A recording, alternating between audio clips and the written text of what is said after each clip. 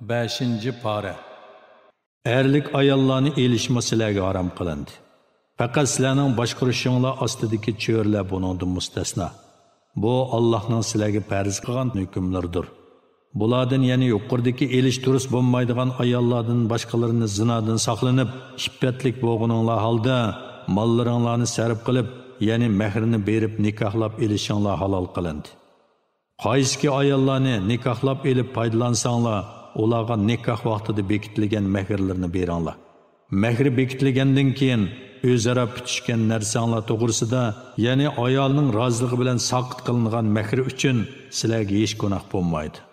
Allah haqiqatan hammani bilguvchidir, hikmat bilan ish qiluvchidir. Sizlardan mu'min ayollarni elishga qurbi yetmaydiganlar qo'l ostidagi mu'min cho'rlardan olsin. Allah iymoninglarni obdan biladi. Ya'ni ularning sirtqi ko'rinishiga qarab elayveringlar. Ichki ahvolni Allohga topshiringlar. Sizlar bir-biringlar bilan dindossizlar. Ularning xo'jalarining qo'shilishi bilan ularni xotinlikqa olsanglar bo'ladi. Ularga mehrlarni kemaytirmasdan va kechiktirmasdan beringlar. Lekin ular oshkora zina qilmaydigan, yo'shirin oshni tutmaydigan iffetlik bo'lishlari kerak. Agar ular erga tekkandan keyin fohish qilsa, ularga hur ayollarga beriladigan jazoning yarmi berilishi kerak. Bu ya'ni cho'rlarni nikohlab elish, oranglarda zinoga mubtalo bo'lib qilishdan qo'rqqan kishi uchundir. Savr qilsanglar sizlar uchun yaxshidir. Alloh nihoyat mag'firat qiluvchidir, nihoyat mehribondir. Allah sizlarga halol va haromga doir ahkomlarni bayon qilishni, sizlardan burunqilar, ya'ni payg'ambarlar va yaxshilarning yo'llariga sizlarni hidoyat qilishni, gunohlardan qilgan tavbanglarni qabul qilishni xohlaydi. Allah hammani, ya'ni bandalarning hamma ahvolini bilguvchidir, hikmat bilan ish qilguvchidir. Allah sizlarning tavbanglarni qabul qilishni xohlaydi. Bu Allahning rahmatining kengligini ko'rsatish uchun takrorlandi. Shahvatlarga ergishadiganlar, ya'ni shaytonga ergishadiganlar to'g'ri yo'ldan burilib ketishinglarni, shularga o'xshash fojir bo'lishinglarni xohlaydi. Allah sizlarning yukinglarni yengiltishni, ya'ni shariat ahkomlarini sizlarga osonlashtirishni xohlaydi. İnson nafsi xohishni tizginlashdan ojiz yaratildi. Ey mu'minlar, bir-biringlarning mollarini o'g'irlik, xiyonat qilish, bulash, jazoni xo'rlik, qimar o'ynash qatorliq nohaq yo'l bilan yavanmanglar. Ikki taraf rozi bo'lishib qilishgan savdo-sotiq orqali erishgan narsa buningdan mustasno. Sizlar o'zinglarni, ya'ni bir-biringlarni o'ltirmanglar. Alloh haqiqatan sizlarga nihoyat mehribondir. Kimki chekdan eshib va zulm qilib, uni ya'ni Alloh cheklagan ishlarni qiladi ekan, uni do'zaxga kirgizimiz, bu Allohga osondir. Agar sizlar ma'ni qilingan cho'ng gunohlardan saqlansanglar, kichik gunohlarni yo'q chiqaramiz va sizlarni isil makonga, ya'ni jannatga kirgizamiz. Ey mu'minlar, Alloh sizlardagi bir-biringlardan ortiq qilgan narsalarni hasad qilish yuzidan orzu qilmanglar. Erlar qilgan amallardan hassador bo'ladi, ayollarmi qilgan amallardan hassador bo'ladi. Allohdan uning fazlini tilanglar. Alloh beradi. Allah haqiqatan har narsani bilguvchidir. Har bir odamning qoldirgan tarakisi uchun varislar tayinladik. Ular ota-onalar va yaqinlardir. Sizlar bilan o'zaro yordam berish va mirosxo'r bo'lishga ahd paymon qilishgan kishilarga ularning mirosdan hassasini beringlar. Allah haqiqatan har narsani bayqab turg'uchidir. Erlar ayollarning homiylaridir. Bu Allohning ularning ba'zisini ba'zisidan, ya'ni erlarni kuch-quvvat, g'azotga chiqish qatorliq jihatlarda ayollardan ortiq qilganligidandir va erlarning o'z pul mollarini sarf qilganligidandir. Ya'ni ayollarning nafiqasi erlarning zimmasiga yuklanganligidandir. Yaxshi ayollar itoat qiluvchilardir. Erlar endi bo'lmagan chaqlarda Allohning panohida erlarning haqlarini saqlovchilardir. Sizlar sarkashlik qilishlardan qo'rqadigan ayollarga nasihat qilinglar. Bu önüm bermese bir töşekki birli yatmanglar. Omu önüm bermese ularni adablab qo'yinglar. Agar sizlarga itoat qilsa, ularni bo'zaq qilish xiyolda bo'lmanglar. Alloh haqiqatan sizlardan ustundir, buyukdir. Alloh ayollarga zulm qilganni jazolaydi. Agar er-xotin ishkaylarning inoqsiz bo'lib qolishidan qo'rqsanglar, erning tuqqanlaridan bir haqqoniy kishini xotinning tuqqanlaridan bir haqqoniy kishini avatinglar. Agar bu ikki kishi ularni aplashtirishni xohlasa, Alloh er-xotin ikkisining orasiga inoqlik soladi. Alloh haqiqatan hammani bilguchidir, hammadan xabardordir. Allohga ibodat qilinglar. Onunğa hech narsani sherik keltirmanglar. Ota-onanglarga, qish aqrabolaringlarga, yetimlarga, miskinlarga, yaqin qo'shniga, yiroq qo'shniga, yondagi hamrohga, ya'ni safardoshga, savoddoshga, musofirga, qo'l ostinglardagi qul cho'rilarga yaxshilik qilinglar. Shubhisizki, Alloh mutakabbir, maqtanchoqni yoqtirmaydi. Ular ya'ni mutakabbirlar, maqtanchoqlar bexillik qiladi. Kishilarni bexillikqa buyuradi. Alloh ularga o'z fazlidan bergan narsalarni yo'shiradi. Allohning ne'matini inkor qiluvchilarga qo'rlig'uvchi azobni tayyorladik. Ular mollarini kishilarga ko'rsatish uchun sarf qiladi. Ular Allohga ishonmaydi, oxirat kuniga ishonmaydi. Kimki o'ziga shaytonni hamroh qiladi ekan, u shaytonning buyrug'i bo'yicha ish qiladi. Shayton nima degan yomon hamroh. Agar ular Allohga, oxirat kuniga ishonsa va Alloh o'zlariga bergan moldan sarf qilsa, ularga nima ziyni bo'ladi? Alloh ularni obdan biladi, qilmishi qarab jazolaydi. Alloh haqiqatan zarracha zulm qilmaydi. Agar kishining zarracha yaxshilik bo'lsa, Alloh uni hassilab ziyoda qiladi. O'z dargohidan buyuk ajr, ya'ni jannat ato qiladi. Biz har bir ummatdan bir guvohchini keltirgan va ey Muhammad, seni bularga guvohchi qilib keltirgan cheg'imizda ularning holi qandoq bo'ladi? Kafirlar va payg'ambarga osilik qilganlar u kunda ular qiyomatning dahshatini ko'rganlikdan yer bilan to'ptiz qilib etishini, ya'ni o'zining yerga ko'milib tuproqqa aylanib ketishini orzu qiladi. Ularning hamma a'zosi guvoh bo'lganlikdan Allohdan hech bir so'zni yo'shirolmaydi. Ey mu'minlar, sizlar mas bo'lsanglar, nima da'vat qilinglarni bilgininglargacha, junub bo'lsanglar, yo'l ustida bo'lganlar buningdan mustasno. G'usl qilmag'icha namozga yaqinlashmanglar. Agar kasal yoki safar ustida bo'lsanglar, yoki hojat qilsanglar, yoki ayollar bilan munosabat o'tkazsanglar, mushundaq ahvol ostida suv topolmasanglar, pok tuproqni yuzinglarga, qo'linglarga surtib tayammum qilinglar. Alloh haqiqatan afu qilg'uchidir, mag'firat qilg'uchidir. Ya'ni Alloh bandalarga haraj bo'lmasligi uchun ibodatni osonlashtirib berguchidir. Ey Muhammad, kitobdan ya'ni Tavratdan nasibi berilgan kishilarning guvohligini setib olganligini va sizlarning to'g'ri yo'ldan ezishinglarni xohlaydiganligini ko'rmadingmi? Alloh sizlarning dushmaninglarni obdan biladi. Alloh sizlarni saqlashga yetarlikdir va sizlarga madadkor bo'lishga yetarlikdir. Yahudilarning ichida kitobning so'zlarini o'zgartirib yetadiganlarmi bor? Ular biz so'zingni angladik, amringga bo'ysunmadik, bizga quloq sol, biz senga quloq solmaymiz deydi. Diniga ta'ni qilish yuzasidan roina degan so'zni tillarini agir qilib aytdi. Agar ular yuqorqi so'zlarning o'rniga angladik va bo'ysundik, quloq sol, unzurna desa, ular uchun Allohning dargohida texmi yaxshi, texmi to'g'ri bo'ladi. Lekin kufr sabablik Alloh ularni rahmatidan yiroq qildi. Ularning ozg'inisidan boshqasi iymon etmaydi. Ey kitob berilganlar, ya'ni Yahudilar, biz nurg'un yuzlarni o'zgartib orqasiga qilib qo'yishimizdan, ya'ni yuzidagi burun, ko'z, qosh qatorliq sezgi a'zolarini o'z joylaridan yo'q qilib etib, ularni orqa tarafga paydo qilib qo'yishimizdan, suratlarni mubaddil qilishimizdan ilgari yoki ularga shanba kunining hurmatini saqlamaganligiga la'nat qilgandek la'nat qilishimizdan ilgari o'zinglardagi kitobni, ya'ni Tavratni tasdiq qiladigan, biz nozil qilgan kitobga, ya'ni Qur'onga iymon keltiringlar. Bo'lmasa yuqorqi ikki baloning biriga uchraysizlar. Allohning hukmi ijro qilinadi. Alloh haqiqatan Allohga sherik keltirish gunohini mag'firat qilmaydi. Qolgan odamning uningdan boshqa gunohini mag'firat qiladi. Kimki Allohga sherik keltiradi ekan, cho'ng gunoh qilgan bo'ladi. O'zlarini pok deb qaraydiganlar, ya'ni o'zlarini taqvodorlik bilan madihlaydiganlarni ko'midingmi? Undaq emas. Alloh xohlagan bandasini pok qiladi, ularga qilchilikmi zulm qilinmaydi. Ey Muhammad, ularning Allohga tuhmat chaplayotganligiga qarag'in. Bu ochiq gunohdir. Kitobdan nasibi berilganlar, ya'ni Yahudilarni ko'midingmi? Ular butqa va shaytonga ishinadi.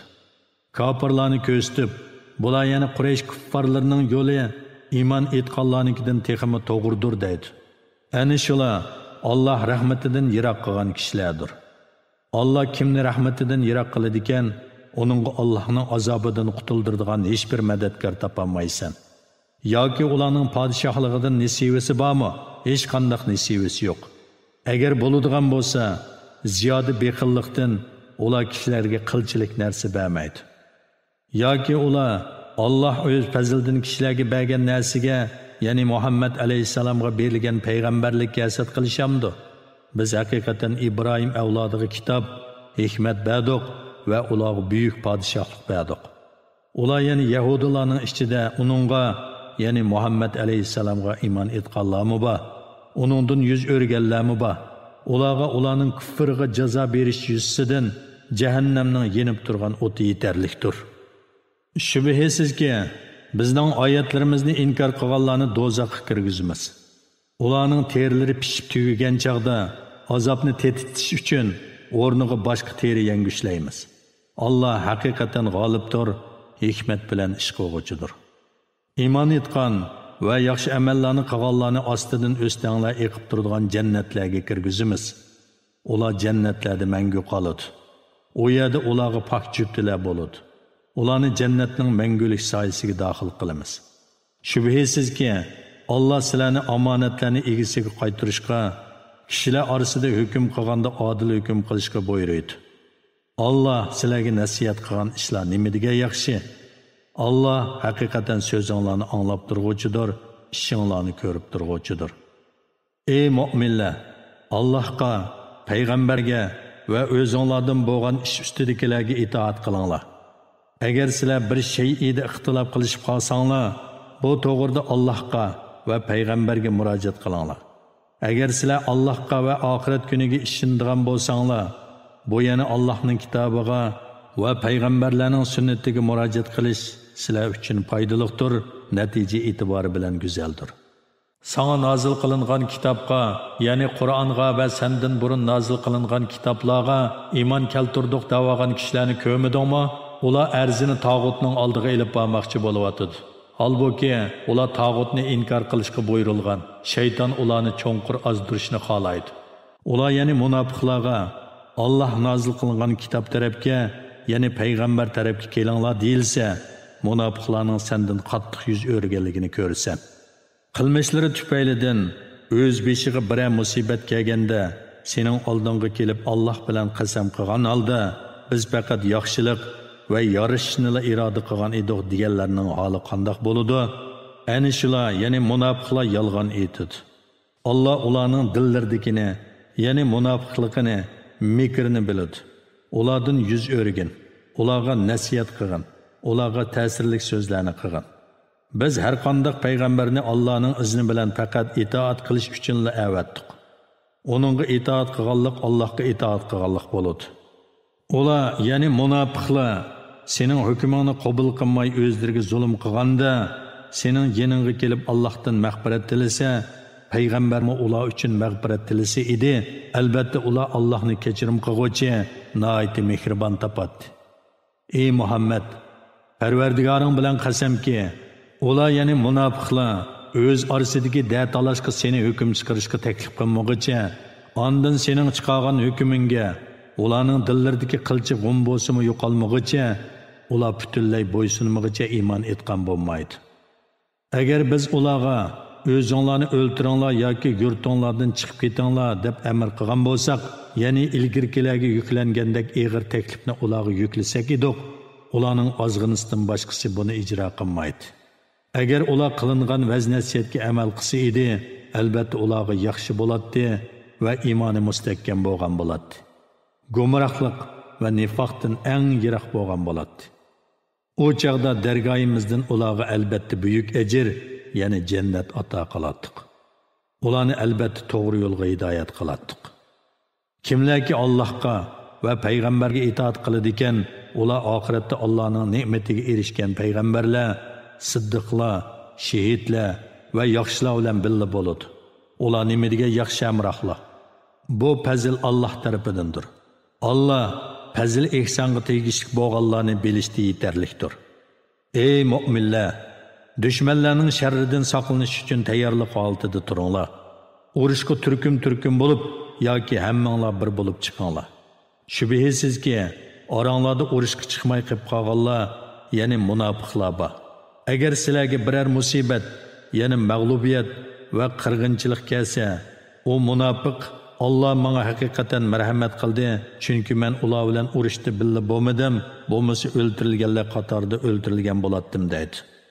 Agar sizlarga Allohning fazli, ya'ni g'aliba va g'animat yetsa, go'yo sizlar bilan u, ya'ni munofiqlarning orasida hech qanday do'stlik yo'qdikidek, koshki men urushda ular bilan billa bo'lgan bo'lsam, cho'ng bir muvaffaqiyatga, ya'ni g'animatdan zo'r nasibaga erishgan bo'latdim deydi. Dünya tirikchiligini oxiratga tegishadiganlar Allah yo'lida jinini, pul melini pido qilib jihad qilsin. Kimki Allah yo'lida jihad qilib o'ldirilsa yoki g'alaba qilsa, biz uningga katta ajr ato qilamiz. Ey mu'minlar, sizlarga nim bo'ldiki, Allohning yo'lida jihad qilmaysizlar va duo qilib, ey Parvardigorimiz, aholisi zolim bu shahardan bizni chiqargin. Öz dergahından bizge bir igdarçılık qilg'uvchini muyassar qilgin. Öz dergahından bizge bir medetkar muyassar qilgin deydigan ojiz erlar, ojiz ayollar va bolalarni qutqizish uchun jihad qilmaysizlar. Mu'minlar Allohning yo'lida jihad qiladi. Kofirlar tog'utning yo'lida urush qiladi. Shaytonning do'stlari bilan urush qilinglar, sizlar ularni yengisizlar. Shaytonning tadbiri haqiqatan ojizdir. Ey Muhammad, ularga ya'ni Mekkada turib urushni talab qilganlarga urushdan qo'linglarni yig'inglar, namoz o'qinglar, zakot beringlar degan kishilarni ko'midingmi? Ya'ni ulardan ajablanamsan, bularga jihad farz qilingan chaqda ularning orasidagi bir turkum kishilar dushmandan go'yo Allohning azobidan qo'rqqandek yoki uningdan betarroq qo'rqudi. Ular o'limdan qo'rqib, Parvardigorimiz, bizga nima uchun jihadni farz qilding? Nima uchun bizni uzoq qolmay keladigan ajalgacha ta'xir qilmading dedi. Ey Muhammad, aytqinki, dunyoning manfaati ozdir. Ya'ni dunyoning ne'mati fanidir. Allohdan qo'rqqan va uning amrini tutganlar uchun oxirat yaxshidir. Sizlarga qilchilik zulm qilinmaydi. Sizlar mustahkam qal'alarda bo'lgan taqdirdimi, qayerda bo'linglar, ajal kelganda o'lim sizlarni topadi. Agar ular ya'ni munofiqlar birer yaxshilikqa erishsa, bu Allohdan bo'ldi deydi. Agar ular birer ziyon zahmatga uchirsa, bu sendan, ya'ni sening diningga kirganligimizdan bo'ldi deydi. Ey Muhammad, bu ahmoqlarga aytqinki, yaxshilik va yomonlikning hammasi Alloh tarafidandir. Bu qavmga nim bo'ldi ekan? Ular hech bir so'zni, ya'ni hamma shayning Allohning taqdiri bilan bo'ladiganligini tushunmaydi. Ey inson, sana yetgan yaxshilik marhamat qilish yuzidan Allah tarafidandir. Sana yetgan yomonlik qilmishlaring tufaylidan o'zingdandir. Ey Muhammad, seni biz butun insonlarga payg'ambar qilib avatdik. Sening payg'ambarligingga shohidlikqa Allah yetarlikdir. Kimki payg'ambarga itoat qiladigan, u Allohga itoat qilgan bo'ladi. Chunki payg'ambar Allohning amrini yetkazadi. Kimki ey Muhammad, sendan yuz o'raydigan, bilginki, biz seni ularga ko'zatchi, ya'ni ularning amallarini ko'zitib, amallariga qarab hisob og'ich qilib avatmadik. Ular yana munofiqlar, amringga itoat qildik deydi. Sening yiningdan chiqib ketgan chaqda ularning bir turkumi o'zlarining aytgan so'zlarini o'zgartib etadi. Allah ularning o'zgartganliklarini xotirlab turadi. Sen ulardan yuz o'rgin. Allohga tavakkul qilgan, tavakkul qilguvchiga Allohning homiligi yetarlikdir. Ular Qur'on ustida fikr yurgizmamda, agar Qur'on mushriklar bilan munofiqlar gumon qilgandek Allohdan g'ayrining tarafidan bo'lgan bo'lsa, albatta uningdan nurg'un ziddiyatlarni topgan bo'ladi. Mu'minlarga oid amonlikning yoki qo'rqinishning biror xabari ularga, ya'ni munofiqlarga yetsa, uni tarqitadi. Agar uni payg'ambarga va ular, ya'ni mu'minlarning ichidagi ish ustidagilarga ma'lum qilsa, shu xabarni chiqaruvchilar uni, ya'ni shu xabarning haqiqiy ahvolini ulardan albatta bilib oladi. Ey mu'minlar, agar sizlarga Allohning fazli va marhamati bo'lmasa edi, sizlarning ozg'ina kishidan boshqalaringlar albatta shaytonga egishib ketadinglar. Ey Muhammad, Allohning yo'lida jihad qilgin. Ya'ni o'zing yolg'iz bo'lsangmi jihad qilgin. Sana g'alaba va'da qilingan munofiqlarning jihaddan qilib qolganligiga ahamiyat berib ketma. Sen faqat o'zingga javobgarsan. Mu'minlarni jihadga qiziqtirgin. Allohning kofirlarning kuchini to'sadiganligi haqiqatdir. Allohning kuchi eng zo'rdir, Allohning jazosi eng qattiqdir. Kimki kishilar orasida yaxshi ish uchun shafaat qilsa, uningdan ya'ni yaxshi ishdan uning nasibasi bo'ladi. Kimki bir yomon ish uchun shafaat qilsa, uningdan ya'ni yomon ishdan uning nasibasi bo'ladi. Alloh hamma ishga qodirdir. Sizlarga bir kishi salom bersa, uningga texmi yaxshi salom bilan javob qaytaringlar. Bir kishi assalomu alaykum deb salom bersa, uningga assalomu alaykum va rahmatullohi va barakatuh denglar. Yoki uning salomini aynan qaytaringlar. Ya'ni va alaykum assalom denglar. Alloh haqiqatan har narsadan, ya'ni bandalarning cho'ng kichik ishlaridan hisob olg'uchidir. Allohdan boshqa hech ma'bud va haq yo'qdir. Alloh shaksiz bo'ladigan qiyomat kunida sizlarni hisob ilish uchun mashargohga jazman yig'adi. Allohdan to'g'ri so'zlik kim bor? Ya'ni so'zida, va'dasida Allohdan sodiq hech kim yo'q. Ey mu'minlar, sizlar nimishqa munofiqlar to'g'risida ikki guruhga bo'linib ketisizlar? Alloh ularning qilmishlari tufaylidan ularni kofirlar hukmida qildi. Alloh azdirgan kishilarni sizlar hidoyat qilmoqchi bo'lamsizlar? Kimniki Alloh gumroh qiladi ekan, sen uningga hargiz to'g'ri yo'l tepib bermaysan. Ular sizlarning o'zlarida kofir bo'lishinglarni, shuning bilan o'zlariga o'xshash bo'lishinglarni umid qiladi. Ular Alloh yo'lida hijrat qilmoqcha, ya'ni hijrat qilish orqali iymonini isbot qilmoqcha, ularni do'st tutmanglar. Agar ular Alloh yo'lida hijrat qilishdan yuz o'risa, ularni qayerda topsanglar, shu yerda to'sib o'ltiringlar. Ularni do'stmi tutmanglar, yordamchimi qilmanglar. Faqat sizlar bilan o'zlari orasida ahdi bo'lgan bir qavmga sig'inganlar yoki sizlarga qarshi urush qilishdan yoki o'z qavmiga qarshi urush qilishdan yuraklari siqilib sizlarga kelganlar buningdan mustasno. Ya'ni mundaqlarni o'ltirmanglar va asranmanglar.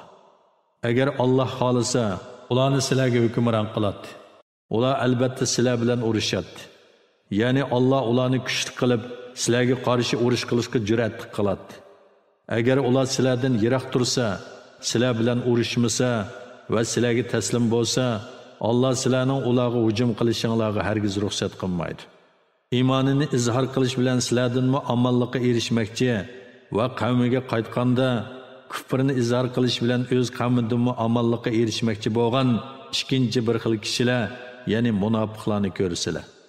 Ular har qachon fitna fasodga, ya'ni kufrga va musulmonlar bilan urush qilishga chaqirilsa, o'zlarini uningdan tortadi. Agar ular sizlardan yiroq turmasa, sizlarga taslim bo'lmasa, sizlar bilan urushdan qo'l yig'masa, u chaqda ularni qayerda ko'rsanglar, shu yerda asir elinglar, tutib o'ltiringlar. Sizlarga ularning xiyonati sababli ularga qarshi, ya'ni asir elishga, o'ltirishga ro'shan paket ato qildik. Mu'min odamni savallik bilan emas, qasdan o'ltirishi hech durust emas. Kimki bir mu'minni savallik bilan o'ltirib qo'ydi ekan, u bir mu'min qulni ozod qilishi va o'ltirilguchining varisiga diyat, ya'ni to'lam to'lashi kerak. Ular yana o'ltirilguchining varislari diyatni kechirim qilsa, shuning bilan qotil uni to'lamasa hech gunoh yo'q. Agar o'ltirilguchi mu'min sizlarga dushman kuffar qavmdan bo'lsa, bu chaqda o'ltirib qo'yg'ichi bir nafar mu'min qulni ozod qilishi lozim. Diyat kelmaydi. Chunki o'ltirilguchining egasi musulmon bo'lmag'achqa, uningga varis bo'lmaydi. Agar o'ltirilguchi oranglarda muahida bo'lgan kuffar qavmdan bo'lsa, uning varisiga diyat to'lash va bir nafar qulni ozod qilish kerak. Ozod qiladigan qul topolmagan odam, ya'ni qul ozod qilishga qodir bo'lmagan odam tavbasini Allohning qabul qilishi uchun o'zildirmay 2 oy ro'za tutishi lozim. Alloh hammani bilib turg'uchi, hikmat bilan ish qilg'uchidir. Kimki bir mu'minni qasddan o'ltirdi ekan, uning jazosi jahannam bo'ladi. U jahannamda mangu qoladi. Allohning g'azabiga va la'natiga duchor bo'ladi. Alloh uningga oxiratda qattiq azob tayyorlaydi. Ey mu'minlar, Alloh yo'liga ya'ni g'azotga otlangan vaqtinglarda haqiqatlab ish qilinglar. Ya'ni mu'min yoki kofirligi aniq bo'g'icha o'ltirishga oldirab ketmanglar. Sizlarga musulmon bo'lganligini bildirib salom bergan odamga dunyoning mol-mulkini, g'animatni ko'zlab sen mu'min emassan demanglar. Ya'ni o'lishdan qo'rqib salom berding deb uni o'ltirib etmanglar.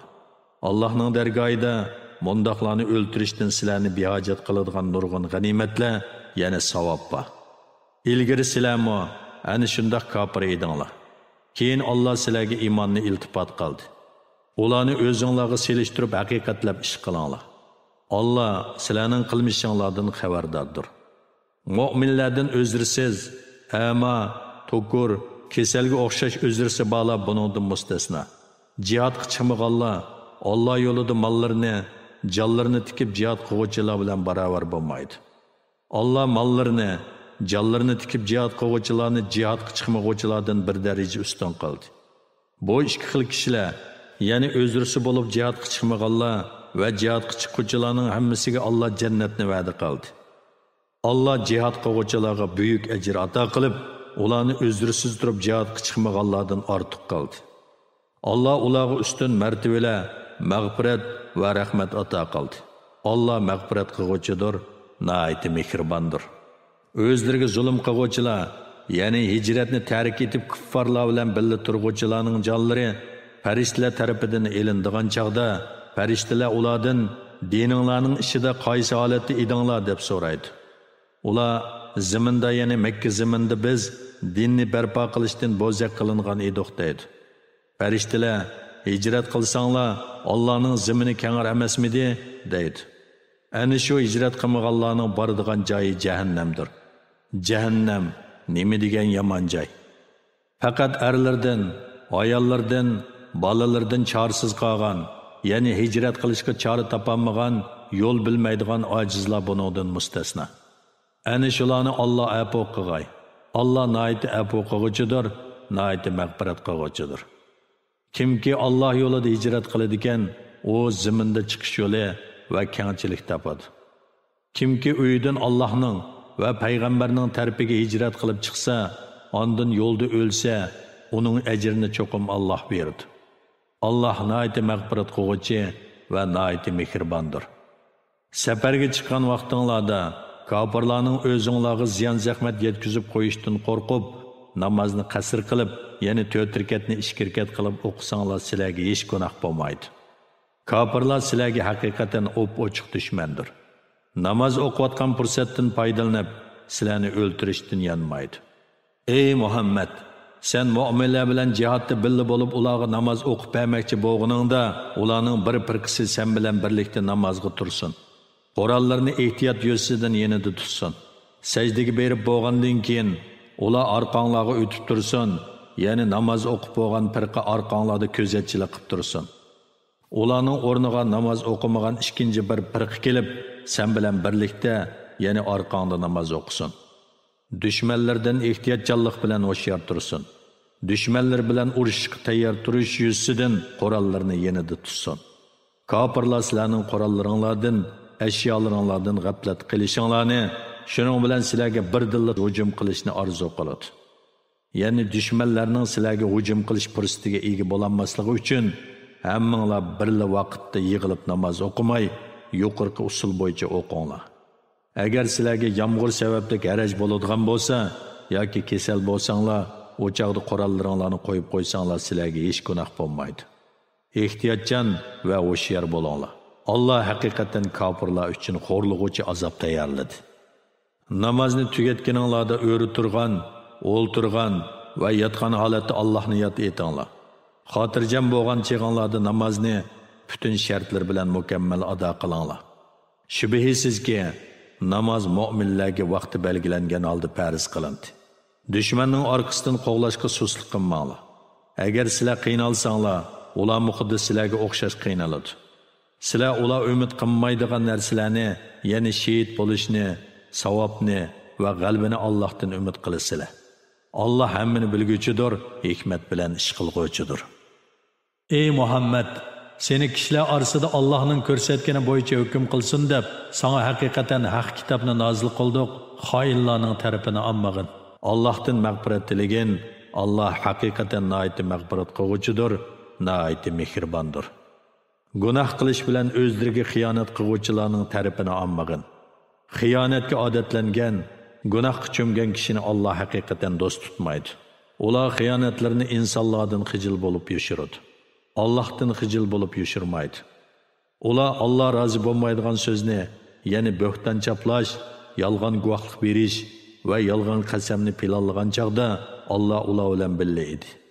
Ularning qilmishlarini Allah tamoman bilguchidir.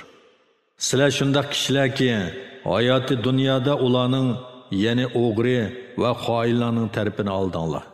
Qiyomat kuni kim Allohga qarshi ularning tarafini oladi? Ya'ni Allohning azobini kim ulardan dafi qiladi? Yoki kim ularga homiy bo'ladi? Kimki biror yomonlik yoki o'ziga biror zulm qilib qo'yib, ondan Allohdan mag'firat talab qilsa, u Allohning mag'firat qiluvchi, nihoyat mehribon ekanligini ko'radi. Kimki qasddan biror gunoh qilsa, uni o'zining ziyniga qiladi. Allah hammani bilguchidir, hikmat bilan ish qilguvchidir. Kimki kichik bir gunoh yoki cho'ng bir gunoh qilib qo'yib, gunohni begunoh odamga chaplasa, u shu bo'xtonni va ochiq bir gunohni o'ziga yuklab olgan bo'ladi. Ey Muhammad, agar sana Allohning fazli va marhamati bo'lmasa edi, ulardan bir guruh odam cho'qim seni ozdirishni qaslaydi. Ular faqat o'zlarini ozdiradi. Sana qilchi ziyon yetkazmaydi. Allah sana kitobni, ya'ni Qur'onni va hikmatni, ya'ni sunnatni nozil qildi. Sana sen bilmagan narsalarni, ya'ni shariat ahkomlarini va g'ayb ishlarni bildirdi. Allohning sana fazli cho'ngdir. Ularning yoshirin suhbatining to'lisida xayriyat yo'qdir. Faqat sadiqaga yoki yaxshilikqa yoki kishilarni aplashtirishga amr qilingan kishilarning yoshirin suhbati buningdan mustasno. Kimki o ishlarni Allohning roziligini tilash yuzidan qiladi ekan, uningga buyuk ajr ato qilamiz. Kimki o'ziga mo'jizlar orqali to'g'ri yo'l aniq bo'lgandan keyin payg'ambarga, ya'ni uning amriga muxolifatchilik qiladi ekan, mu'minlarning yo'lidan g'ayriga agishidi ekan, uni o'z yo'liga qo'yib beramiz. Uni oxiratda jahannamga kirgizamiz. Jahannam nima degan yomon joy. Allah o'ziga biror narsaning sherik keltirilishini, ya'ni mushriklik gunohini albatta mag'firat qilmaydi. Buningdan boshqani Allah xohlagan odamga mag'firat qiladi. Kimki Allohga sherik keltirdi ekan, u haqiqatan qattiq ozgan bo'ladi. Ular ya'ni mushriklar Allohni qo'yib, faqat o'zlari chishi nom bilan atib olgan butlarga ibodat qiladi.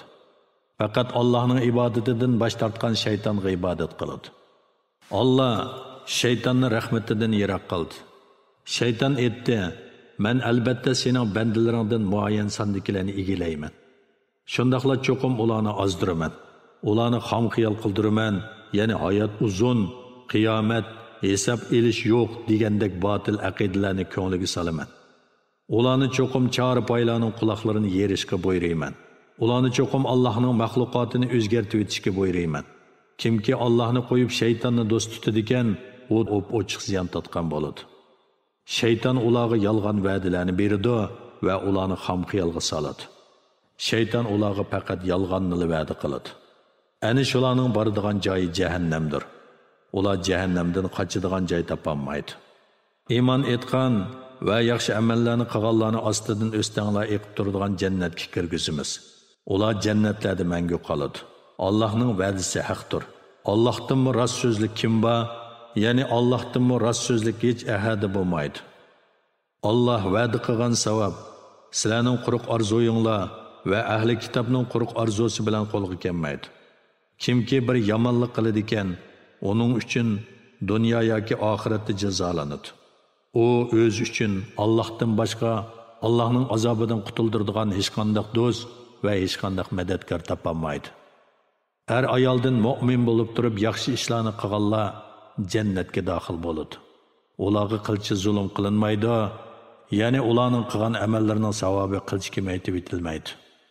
Yaxshi amallarni qilgan holda o'zini Allohga topshirgan, Allohning amriga bo'ysunib, amalini xolis Alloh uchun qilgan, botil dillardan buralgan holda Ibrohimning diniga ergashgan kishidan diniy jihatda yaxshiroq odam bormi?